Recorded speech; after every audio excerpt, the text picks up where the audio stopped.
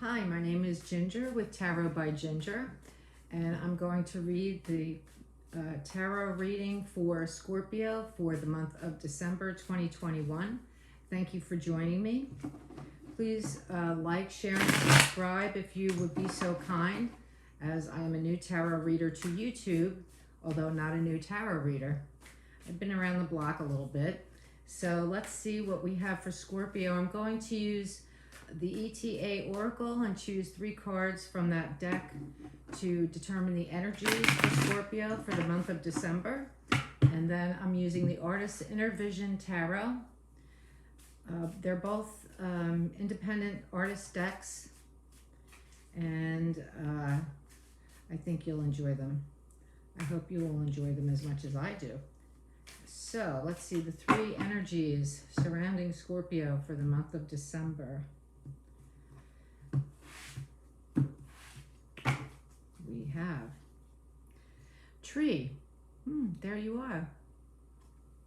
Your throne is waiting for you, my dears. Okay, so we have tree. Wisdom. Wisdom is the key. Maybe we'll have the High Priestess next. Let's see what we have next. Next is awake. Oh, this looks very interesting for Scorpio. All right, very nice energies. Let's see what this is all about. So the tree.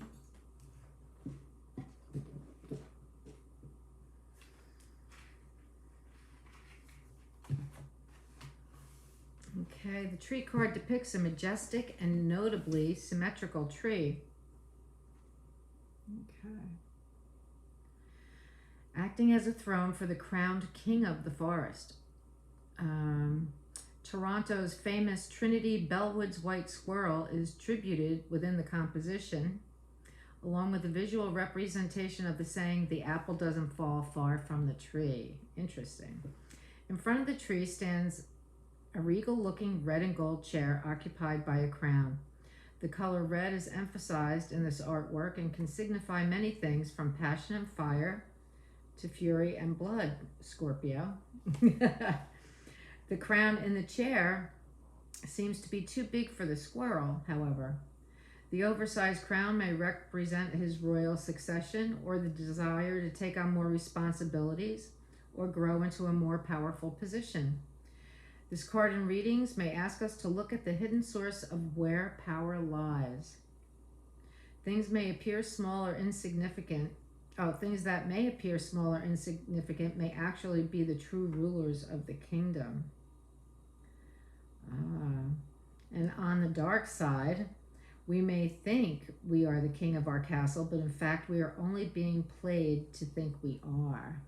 Okay, so be careful there. There's a warning for you. Wisdom is the next card.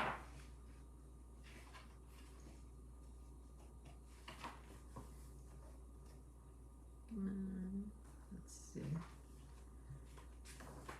Wisdom.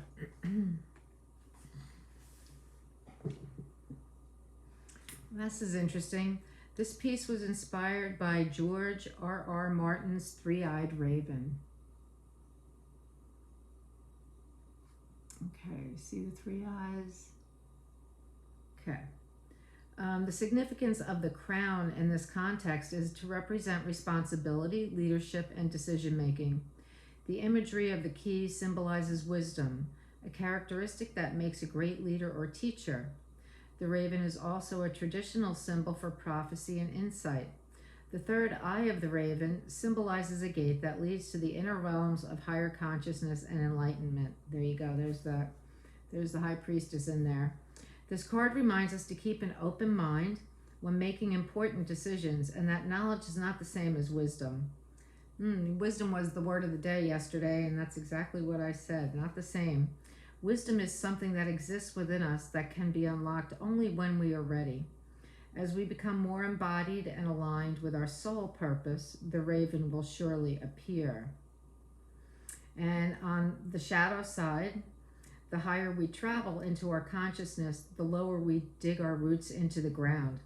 Sometimes doors we did not know exist are unlocked by the same key that unlocks our treasures.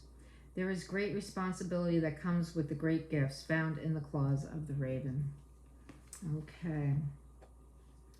And then awake. Leadership is all around you there, Scorpio. And the awake card. I like this card a lot. This card was meant to be the light card to the artist's other card, Slumber. The two cards were created together as a sort of yin and yang in this deck. When either of these cards appear in a reading, they are intended to influence the tone of the accompanying cards. Awake would suggest the connected cards in the reading are more influenced by their light elements, presence of healing energy, heavenly spirit guides, and or signifies the current operative realm of the person receiving the reading. So you've got the light influences here. So we don't have to worry or think about those the shadow side, because the light is the influencer in these cards. And this is all about leadership and wisdom and responsibility, and taking that responsibility seriously, because people are relying on you. It's also about missing the opportunities that are present. And when we're awake, we don't miss those opportunities. When we're awake and aware, we don't allow those opportunities to go by. So let's do your tarot reading. Let's get into the tarot.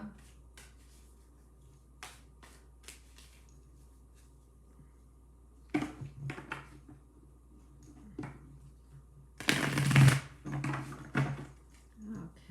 for Scorpio.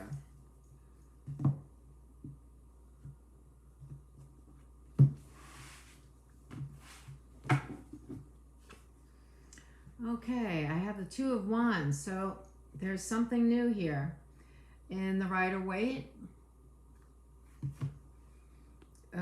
you see a man standing, looking out over the expanse, and he's holding the world in his hands, and he says, I have everything I need to do to start something new. What am I going to do?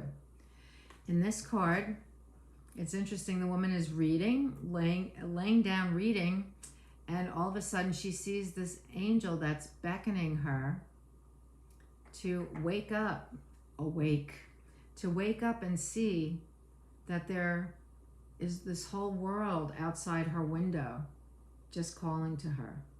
So this is the basis of the reading, this opportunity. Okay. Then I have the Queen of Swords crossing you for good or bad, and I'm going to say she's crossing you for good. She's a queen who has seen her fair share of grief and has worked through that grief. And I'm going to say that she is your guide, Scorpio, through this whole reading. Underneath, of course, we have the moon, because it wouldn't be Scorpio if we didn't have the moon. And that's the reason this whole reading is taking place. It's the basis of the reading. In your recent past, we have the Page of Swords, and in this deck it's called the Princess of Swords.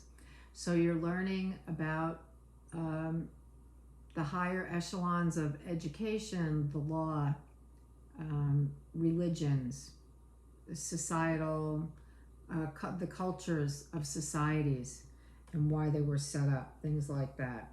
That's in the past. And okay, so, and then I have the Six of Swords as the energy surrounding the entire reading. And the Six of Swords is about being brought to a place where you are greatly appreciated. And you are in a place feeling destitute. Although, you're not destitute in the material world, but in your mind. You're feeling as though you missed out on something, you're lacking something, but you are not lacking anything, okay? You're just going to be brought to a place where you're reminded of who you are. And then I have the Two of Coins. Oh, I like that. So this means you're going to be juggling a lot of things. And perhaps in order to, whatever it is you lost, whether it was a job, a relationship, perhaps now you feel that you have to juggle a number of things in order to make everything work for you right now. That will be in your near future. Following, we have the higher calling, and that's what this reading is really all about, is a higher calling for you. So the Judgment card denotes a higher calling, that you're prepared to do this work. However, it's going to have great significance for you and in the lives of other people. And then we have Justice. Wow, Scorpio, you've got it going on this month. This is beautiful. Wow, I love this. And that has a lot to do with this Six of Swords card, with you moving to a place that will serve you well and where you'll be very appreciated. Very appreciated. And let's see. Then we have the Nine of Coins, and this is, wow, these readings this evening are going pretty quick. They're pretty cut and dried. So this is the card of the self-made woman. This is in your hopes and dreams position, and you are doing just fine. You're going to be doing just fine by the end of December. It's going to be a beautiful thing. However, you're going to be feeling with the Nine of Wands as though you need to protect yourself, which is where, which keeps us from being awake. Because when we don't feel, when we already have boundaries that are set up and maintained, we don't need to set up boundaries like this. So this is going to be the thorn in your side, Scorpio. You have everything going for you in this reading, but setting up and maintaining your boundaries in a healthy way that recognizes that perhaps people aren't trying to overstep their boundaries with you. Perhaps they're just trying to get to know you. And you're feeling a little skittish because you've just had this loss. You've had this loss recently, and of job, relationship, whatever it is. And, you know, there is this unknown here in the reading, which is all throughout the reading. What we don't know, although we do know. But there's this unknown, which is a little frightening to you, perhaps. Don't let the unknown frighten you, because you have the Two of Wands to start this reading, which is having the world in your hands. You can do anything you want. You're supported in every possible way to move forward. You have the Queen of Swords as your guide. She's a very smart and able guide. She will not steer you wrong. She will not steer you in the wrong direction. You have previous learning behind you.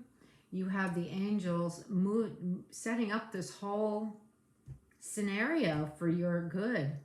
And then you have the Two of Coins in your near future, where you're going to be juggling things for a little bit. Maybe if it was a job loss, you're going to be juggling a couple of part-time jobs, but those jobs will pay you well. Each part-time job will pay you very well. You're not going to be suffering in this. Okay, you won't be suffering in the material world.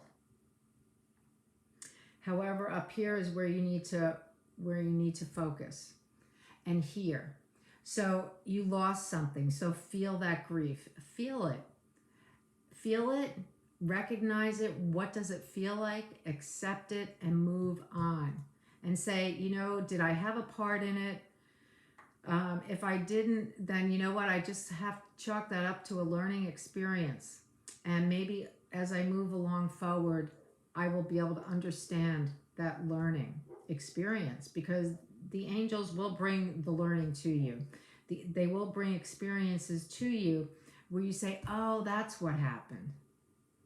They needed to do this because blah, blah, blah, whatever. Because you also have this Judgment card, which is a higher calling, a higher calling, something that you know how to do, that you've been preparing for. And then you have the Justice card. Well, it's okay that I lost my job or relationship, because you know what? I feel the justice in my heart. It's okay. I'm okay. Okay? You're forgiving. You accept. You move on. Okay? That's what I'm hoping that you're going to do, Scorpio. And then you have the Nine of Coins, which is the card of the self-made woman. You know, you work hard, you're capable, confident, good at what you do. So why not be the self-made woman? Why not? You can certainly be that. And then you have that energy of really kind of overstating your boundaries, which comes from fear.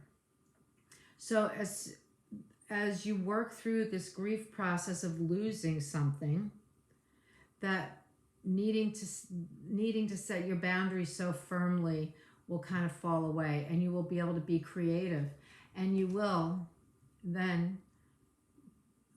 sit on this throne and wear this crown, and you'll wear it with dignity and grace rather than as a heavy burden. Okay, because this is a reading of light, not of darkness. You do have the wisdom, Scorpio. All you have to do is put the key in the lock, and the door will open. You have it. And by the end of the month, I'm hoping that you will feel that you are awake and alive and joyful and happy. Okay, so that is the reading for Scorpio for December 2021. It has been my pleasure. Thank you for joining me, and I'll see you next month. Bye-bye.